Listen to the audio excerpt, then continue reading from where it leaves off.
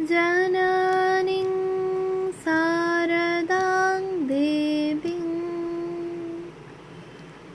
रामकृष्णं जगद्गुरुं पादपद्मे त्वयोश्रित्वा प्रणमामि মুহুর্মুহু।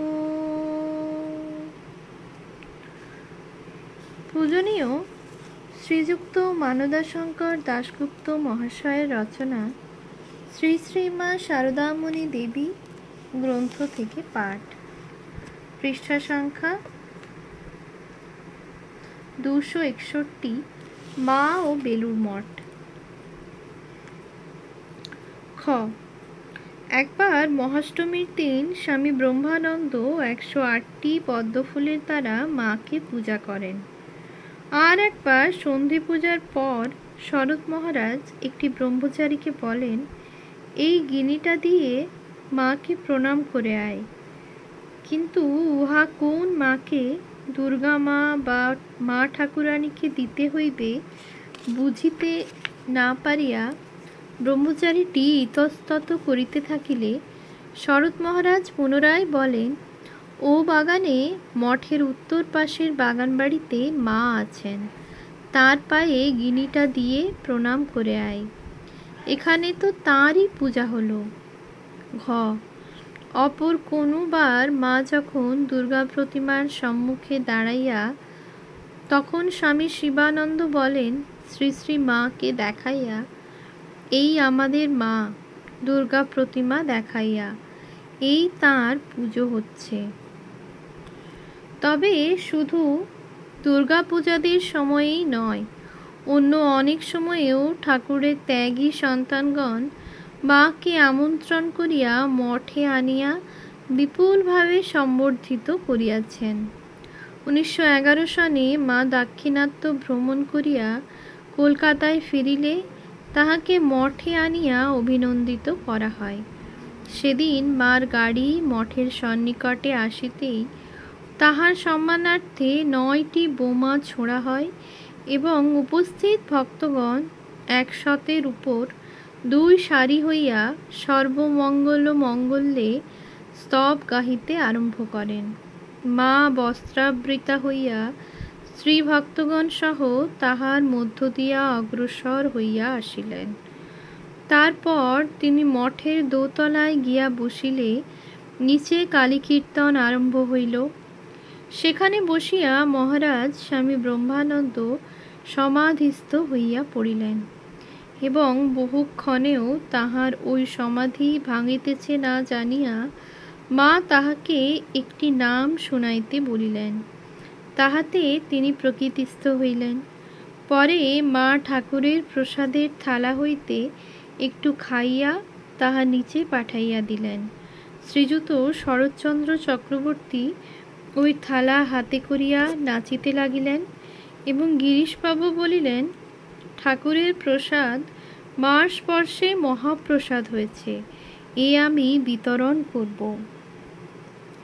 এইভাবে সমস্ত দিন আনন্দে কাটিল এবং সন্ধ্যাবেলা মা যখন মঠ হইতে ফিরিয়া যান, তখন পুনরায় 9টি বোমা ছোঁড়া হইল। ঠাকুরের উৎসবাদির দিনেও কোনো বার এইরূপ দৃশ্য দেখা যাইত। একবার ওই উৎসব উপলক্ষে মার গাড়ি মঠের ফটকে পৌঁছিতেই স্বামী ব্রহ্মানন্দ মহামায়ী কি জয় ধ্বনি করিয়া তাহাকে ভিতরে লইয়া আসেন। স্বেচ্ছাসেবকগণ শঙ্খাদি বাজাইয়া তাহার অনুগমন করে। মা উপরে গিয়া ঠাকুরকে প্রণাম করিয়া নিচে নামিলে মহারাজের প্রার্থনায় তিনি ভিতরের প্রাঙ্গণে একখানি আসনের উপর দক্ষিণমুখী হইয়া দাঁড়াইলেন।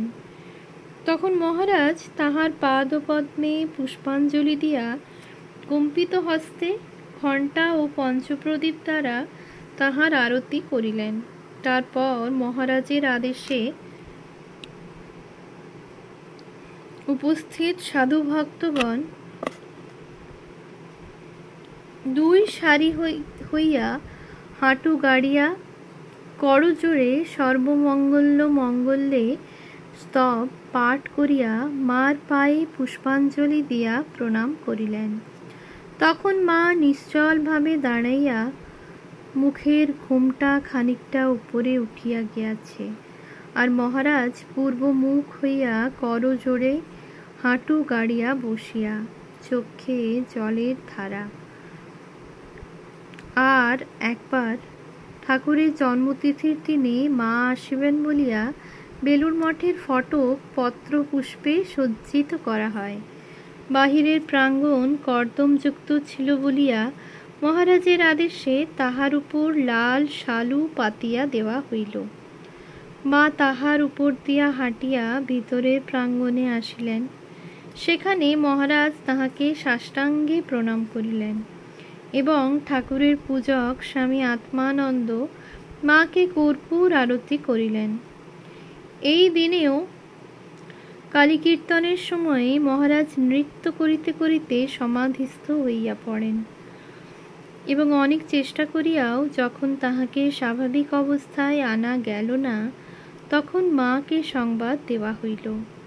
সমস্ত শুনিয়া মা বলিলেন, ও জন্য কোনো চিন্তা নাই। পরে তিনি নিচে নামিয়া মহারাজের বাহু স্পর্শ করিয়া ডাক দিতেই তাহার হুঁশ হইল এবং তিনি উঠিয়া মায়ের পাদবন্দনা করিলেন। এইভাবে আলোচনা করিলে দেখা যায়, মা ও বেলুড় মঠের মধ্যে মা ও ছেলের একটা দিব্য সম্বন্ধ বর্তমান। মঠটি মা ও ঠাকুরের কৃপা সম্ভূত এবং মঠ ও মঠবাসীদের উপর মার স্নেহের সীমা ছিল না। মঠের ছেলেদের খাওয়া পড়ার কষ্ট হইতেছে শুনিলে তিনি যার পর্ণায় বেদনা অনুভব করিতেন। একবার 1910 তিনি একদিন বলেন, মঠে ছেলেরা সব কষ্ট করছে, না খাওয়া না দাওয়া না কিছু, ওসব আমার ভালো লাগে না। যোগানন্দ স্বামী কঠোর করে করে শেষটা অত ভুগে ভুগে দেহ গেল। তবে তাহার এই স্নেহ শুধু বেলুড়ের কেন্দ্রীয় মঠের অধিবাসীদের উপরই সীমাবদ্ধ ছিল না, উহা তাহার সকল শাখা প্রশাখার সকল সাধুদের উপরেও বিস্তৃত ছিল। একদিনের একটি ঘটনা বর্ণনা করিলেই এই বিষয়ে মার মনোভাব পরিষ্কারভাবে বোঝা যাইবে। একবার মা জয়রামবাটি ফিরিবার পথে গোয়ালপাড়া আশ্রমে উঠিলে সেখানকার অধ্যক্ষ তাহার নিকট এই মর্মে একটি নিবেদন করেন, মা, গোয়ালপাড়া মঠের ছেলেরা আমার এখানে থাকতে চায় না, অন্যত্র চলে যেতে চায়। শরৎ মহারাজ বা আপনার কাছে গেলে আদর যত্ন পায়, ভালো খাবারও সুবিধা পায়। আপনারা যদি ওদের স্থান না দেন, একটু বুঝিয়ে বলেন, তাহলে ওরা আমার বাধ্য হয়ে থাকবে। কথাটা শুনিবা মাত্র মা ক্রুদ্ধ হইয়া বলিলেন, তুমি আমাকে দিয়ে কি বলিয়ে নিতে চাও? আমি বুঝি বলে দেব যে ওরা কোথাও থাকতে পারবে না? এ কথা আমি বলতে পারবো না। ওরা আমার ছেলে, ঠাকুরের কাছে এসেছে। ওরা যেখানে যাবে সেখানেই ঠাকুর ওদের দেখবেন। তারপর তিনি আরও বলিলেন, ভালোবাসাই তো আমাদের জিনিস, ভালোবাসাই তো আমাদের আসল জিনিস, ভালোবাসাতেই তো তাঁর সংসার গড়ে উঠেছে। আর আমি মা, আমার কাছে তুমি ছেলেদের খাওয়ার খোঁটা দিয়ে কি করে বললে?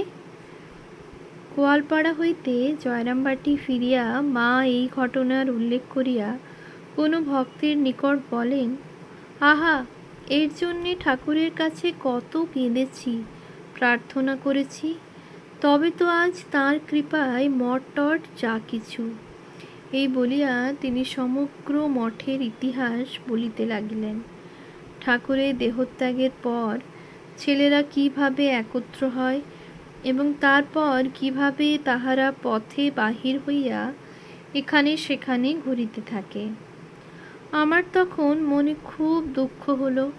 ঠাকুরের কাছে এই বলে প্রার্থনা করতে লাগলুম, ঠাকুর, তুমি এলে, এই কজনকে নিয়ে লীলা করে আনন্দ করে চলে গেলে, আর অমনি সব শেষ হয়ে গেল। তাহলে আর এত কষ্ট করে আসার কি দরকার ছিল? কাশী বৃন্দাবনে দেখেছি অনেক সাধু ভিক্ষা করে খায় আর গাছতলায় ঘুরে ঘুরে বেড়ায়। সেরকম সাধুর তো অভাব নেই। তোমার নাম করে সব ছেড়ে বেরিয়ে আমার ছেলেরা যে দুটি অন্যের জন্য ঘুরে ঘুরে বেড়াবে, তা আমি দেখতে পারবো না। আমার প্রার্থনা, তোমার নামে যারা বেরুবে তাদের মোটা ভাত কাপড়ের অভাব যেন না হয়। তারা সব তোমাকে আর তোমার উপদেশ নিয়ে একত্রে থাকবে, আর এই সংসার তাপদগ্ধ লোকেরা তাদের কাছে এসে তোমার কথা শুনে শান্তি পাবে। এই জন্যই তো তোমার আশা। ওদের ঘুরে ঘুরে বেড়ানো দেখে আমার প্রাণ আকুল হয়ে ওঠে। তারপর থেকে নরেন ধীরে ধীরে এইসব করলে। ইহাই মঠের সত্য ইতিহাস। মঠ মার অতি প্রিয় প্রাণের জিনিস, তাহার আকাঙ্ক্ষা সম্ভূত। তবে মা কোনো বিষয়েই ভ্রান্তি পোষণ করিতেন না। তাই মঠ জীবনের বাস্তব সীমা সম্বন্ধেও তিনি সচেতন ছিলেন। বলিতেন, মঠও তো একটা সংসার, খাওয়া দাওয়া তো আছে। মার লৌকিক জীবনধারা সহজ, স্বাভাবিক ও শালীনতাপূর্ণ।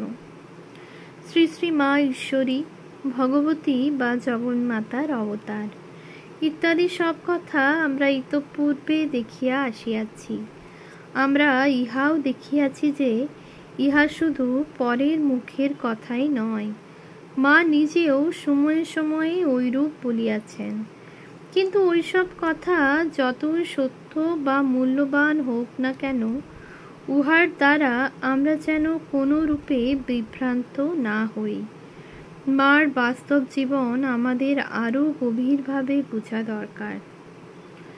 ইহা খুবই সত্য যে বাল্যকাল হইতেই মার নিকট অনেক অলৌকিক প্রকাশ অনাহূতভাবে উপস্থিত হইয়াছে এবং অনেক অলৌকিক দর্শন, ঘটনা ও শক্তি বিকাশ তাহার জীবনে ঘটিয়াছে। কিন্তু তিনি নিজে কখনো অলৌকিক ছিলেন না।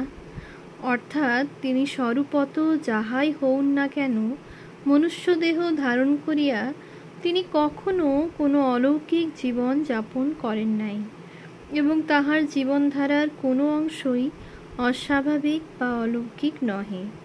এমনকি কোনো শ্রেষ্ঠত্ব, মহত্ব বা অসাধারণত্বের মর্যাদা লইয়াও তিনি কখনোই দূরে সরিয়া থাকেন নাই। তিনি সকলের কাছেই ছিলেন সহজ, সরল, অনায়াসলভ্য সাধারণ মানুষ। তাহার বেশ ছিল দীনতম। একখানি সাদা নয়ন পেড়ে ধুতি, ঈষৎ মোটা ও খাপি ধরনের, ইহাই ছিল তাহার পরিধেয় বস্ত্র। জামা তিনি গায়ে দিতেন না। আভরণের মধ্যে দুগাছি সোনার বালা তাহার হাতে থাকিত, কিন্তু ইহা তাহার কোনো শখের জিনিস ছিল না।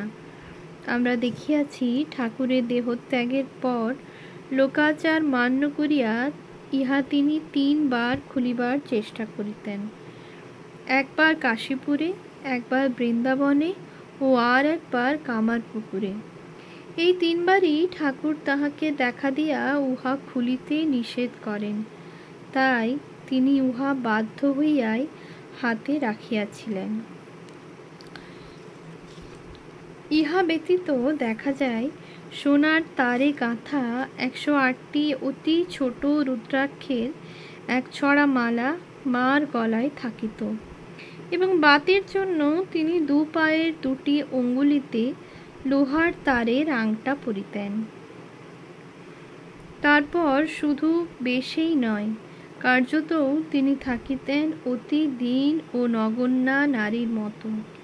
বাল্যজীবনে কামারপুকুরে, দক্ষিণেশ্বরে, শ্যামপুকুরে, কাশীপুরে ও তার পরের জীবনে সর্বত্রই তিনি ছিলেন সেবিকা। যে তাহার সংস্পর্শে আসিয়াছে সেই তাহার কিছু না কিছু সেবা পাইয়াছে, কখনো অন্যথা হয় নাই। যাহাদের মধ্যে তিনি থাকিতেন তাহারা দেখিত তিনি তাহাদেরই একজন। তাহার ভাইরা জানিত তিনি তাহাদের অভিভাবিকা দিদি। ভাইপো ভাইঝিরা দেখিত তিনি তাহাদের স্নেহশীলা পিসিমা। আর তাহার ভক্তেরা ভক্তির প্রভাবে যাহাই অনুভব বা মনে করিয়া থাকুন না কেন, বাস্তব ক্ষেত্রে তাহারা দেখিয়াছে তিনি তাহাদের মা, গর্ভধারিণী জননীর ন্যায় স্নেহ মমতাপূর্ণ মা। তাহার কাছে গিয়া তাহাদের কাহাকেও কখনো তাহার ঈশ্বরিত্ব বা দেবিত্ব দ্বারা অভিভূত হইতে হয় নাই। অনেক কৌতূহলী ভদ্রমহিলা তাহাকে দেখিতে আসিয়া বিস্মিত হইয়া দেখিয়াছেন তিনি তাহাদেরই মতো একজন অতি সাধারণ নারী মাত্র। ওম শান্তি শান্তি শান্তি। হরি ওম তৎসৎ। শ্রীরামকৃষ্ণার্পণমস্তু।